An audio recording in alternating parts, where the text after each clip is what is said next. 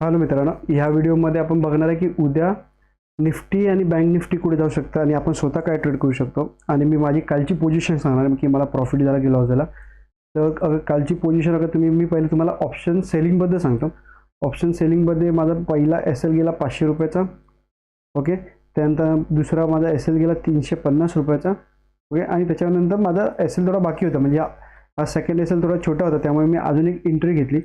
त्यामध्ये माझे हे लॉस कवर करून, म्हणजे 850 रुपये लॉस कवर करून मला 1300 रुपयाचा मला प्रॉफिट मिळेल शेवटचा बघितला. ठीक आहे, आणि माझा मॅक्स टार्गेट होता 2000 रुपये प्रॉफिट, कारण मला ऑलरेडी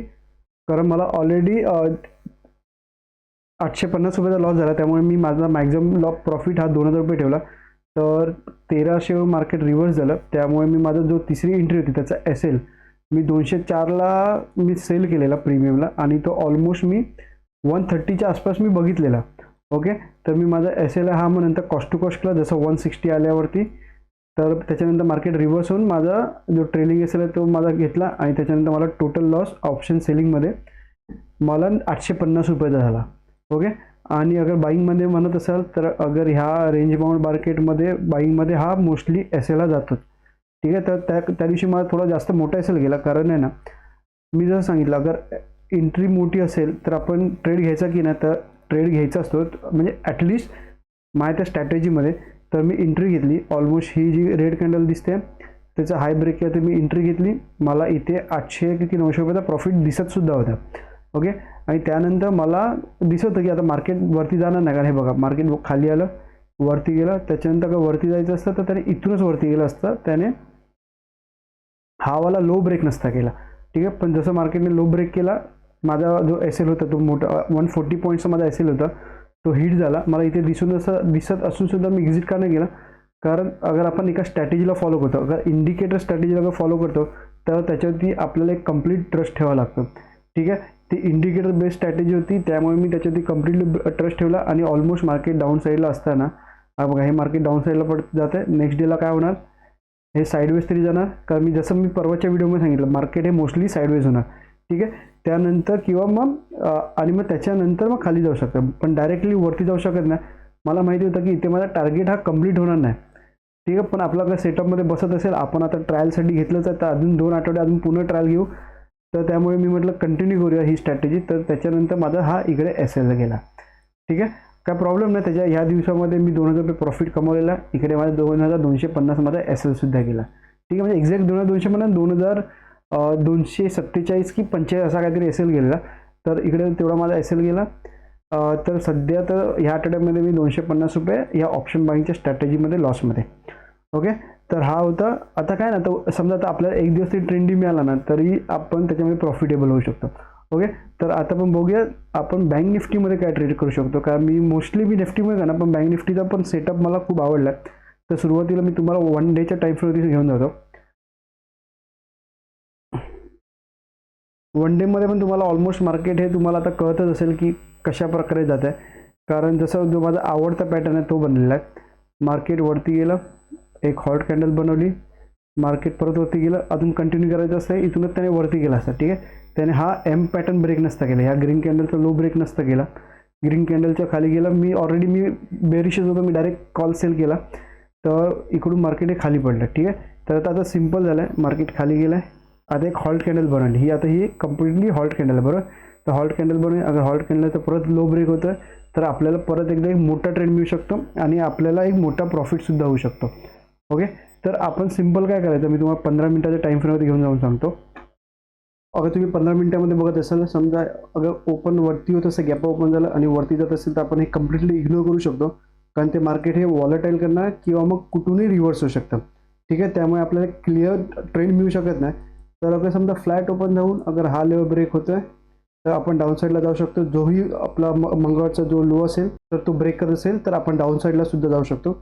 सेम मॅक्झिमम 2 एंट्रीमध्ये अगर आपल्याला टार्गेट मिळत नसेल, आपला कंटिन्यू एस एल जात असेल एकाच ठिकाणी, तर परत एंट्री घेऊ नका, कारण ते मार्केट हे परत हे साईडवेजसुद्धा असू शकतं. ठीक आहे, तर आणि समजा ह्या लेवलच्या खालीच अगर ओपन होत असेल, ह्या आता जसे 2 रेड कॅन्डल बनवले, एक हॉल्ट कॅन्डल बनवला, आणि ह्या हॉल्ट कॅन्डलच्या लोच्या अगर डाऊन साईडलाच अगर मार्केट ओपन होत असेल, ठीक आहे, इकडे कुठे ओपन होत असेल, पहिली 5 मिनिटाची रेड कॅन्डल बघा, किंवा ग्रीन कॅन्डल बघा, तर त्याचं लो ब्रेक होत असेल तर आपण डाऊन साईडला सुद्धा जाऊ शकतो. क्लिअर आहे. आणि त्यानंतर अजून एक गोष्ट होऊ शकते, अगर समजा गॅप डाऊन ओपन झाला, पहिले 5 मिनिटाची ग्रीन कॅन्डल बनवून मार्केट वरती जात असेल तर हे कम्प्लिटली इग्नोर करू शकतो, कारण त्यानंतर मार्केट कुठेही रिव्हर्स होऊ शकतं. तर मग मी जास्तीत जास्त मी काय करू शकतो, समजा market open gap down open झालं, पहिली ग्रीन कॅन्डल बनवली आणि वरती जात असेल, जसं ह्या लेवलला टच झालं मार्केट, तो एक रेजिस्टन्स फेस होणार, तर मी इकडे मी कॉल सेल करायला चालू करणार. ठीक आहे. त्यानंतर ह्यामध्ये एक फायदा काय असतं, आपला एसएला खूप छोटा असतो आणि आपलं टार्गेट खूप मोठं असू शकतं. कारण इथून अगर वरती येऊन अगर जसं रेजिस्टन्स फेस करून डायरेक्ट अगर मार्केट खाली पडलं तर एक जोरदार मार्केट खाली पडू शकतं आणि आपल्याला एक मोठा प्रॉफिटसुद्धा होऊ शकतं. ठीक आहे. अगर 5 मिनिटामध्ये डाऊन साईडला ओपन होऊन अगर 5 मिनिटाची रेड कॅन्डल बनवून खाली जात असेल तर मी डायरेक्ट एंट्री घेणारच आहे. पण अगर ग्रीन कॅन्डल होऊन याला रेजिस्टन्सला फेस होत असेल तर मी तिकडे सुद्धा एक एंट्री घेऊ शकतो. आणि आता आपण एकदा बँक निफ्टी तर बघूया, कारण निफ्टीची एक्सपायरी आहे आणि मी मोस्टली निफ्टीमध्ये ट्रेड करणार आहे. आणि मला बँक निफ्टीपेक्षा निफ्टी जरा जास्त बेरिश वाटते आणि खूप चांगलं वाटतं. अगर तुम्ही डेली टाईम फ्रेमवरती बघाल तर निफ्टीने हे बँक निफ्टीपेक्षा एक स्ट्रॉंग डोजी कॅन्डल बनवले. त्याला अजिबातही बॉडी नाही आहे, बरोबर. हे कम्प्लिटली डोजी कॅन्डल आहे.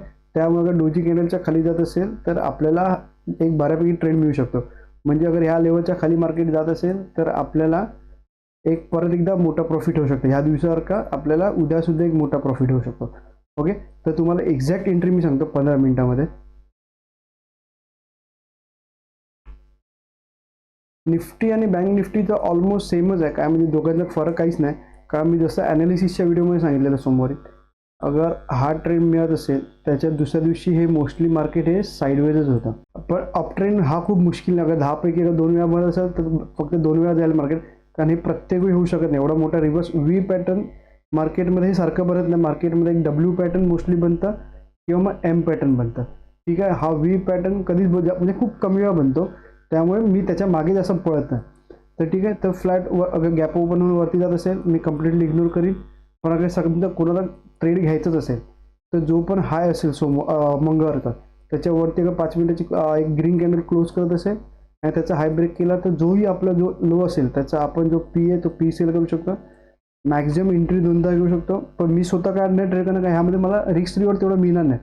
कारण अगर असं इथे ट्रेड घ्यायचं असेल ना तर ॲटलिस्ट ॲट द मनीच्या आसपासचा तुम्हाला सेल करावं लागेल. तर त्यामध्ये मला टार्गेट मोठा मिळणार नाही. समजा 2दा माझा एस एल तरी हिट झाला तरी मला एक मोठा प्रॉफिट मॅच आहे, त्याच्यामुळे चान्सेस कमी असतात. त्यामुळे मी ट्रेड नाही घेऊ शकत. पण समजा आता कोणाला घ्यायचंच असेल तर हा हाय ब्रेक केला तर त्या कॅन्डलच्या लोचा आपण पीसुद्धा सेल करू शकतो. ठीक आहे. कारण मार्केट बघा इथूनसुद्धा रिव्हर्स होऊ शकतं आणि इथूनसुद्धा रिव्हर्स होऊ शकतं. ठीक आहे. त्यामुळे मी त्यामध्ये ट्रेड नाही घेणार. माझं ट्रेड फिक्स असेल. आयपॅडमधल्या व्हिडिओमध्ये थोडासा एरर आल्यामुळे मी पुढचा व्हिडिओ हा माझ्या आयपॅडवरती बनवतो आहे. तर आपण समजा फ्लॅट ओपन झालं मार्केट, सगळ्यात चांगलं फ्लॅट ओपन होऊन हा लेवल ब्रेक करत असेल तर आपल्याला एक चांगला ट्रेंड मिळू शकतो. पहिल्या किंवा दुसऱ्या एंट्रीमध्ये गेला तर चांगलीच गोष्ट आहे, एक बऱ्यापैकी प्रॉफिट होईल.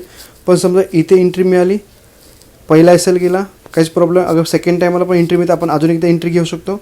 आणि अगर तेव्हा पण अगर एस एल जात असेल तर त्या दिवशी मार्केट हे कुठे जाणार नाही, हे कम्प्लिटली परत हे वॉलेटाईल करणार. ओके. तर त्यामुळे अगर मार्केटला खाली जायचं असेल तर मिनिमम पहिल्या किंवा मॅक्झिमम 2दाच्या एंट्रीमध्ये मार्केट हे खाली जायला पाहिजे. ओके. आणि समजा ह्या लेवलच्या खालीच जेव्हा गॅप डाऊन होणार तेव्हा 2 सिनारी होतात. तर तुम्हाला दोन्ही सिनारी सांगतो. पहिला समजा अगर गॅप डाऊन ओपन झालं, पहिली 5 मिनिटाची ग्रीन किंवा रेड कॅन्डल बनली, त्याचा लो ब्रेक करत असेल तर मी डाऊन साईडची एंट्री घेणार.